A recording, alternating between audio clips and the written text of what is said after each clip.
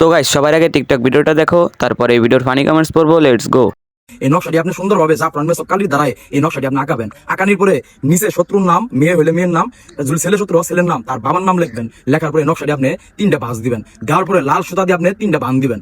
দেওয়ার পরে এই নকশাটি আপনি শ্মশান ঘাটে যায় সেরে এই নকশাটি আপনি জ্বালাই দিবেন। জ্বালাই দেওয়ার লগে লগে খুদার কসম আপনার শত্রু দুনিয়াতে টিকতে পারবে না। আপনার যত বড় ভয়ঙ্কর শত্রু থাকুক, যত বড় ছলনাময় শত্রু থাকুক, আপনি পৃথিবীতে সে মনে একটা সেকেন্ড টিকতে পারবে না। নকশাটি পুরার লগে লগে সেই শত্রু ধাপ করে মনে পড়ে কলিজা ফাইডে ডাইরেক্ট মনে মারা যাবে। খুদার কসম বন্দুকের গুলি যদি মনে মিস হয়, কিন্তু হাসান ভাইয়ের কথা এবং কি কাজ মিস হবে না। तो चलिए शुरू करते हैं।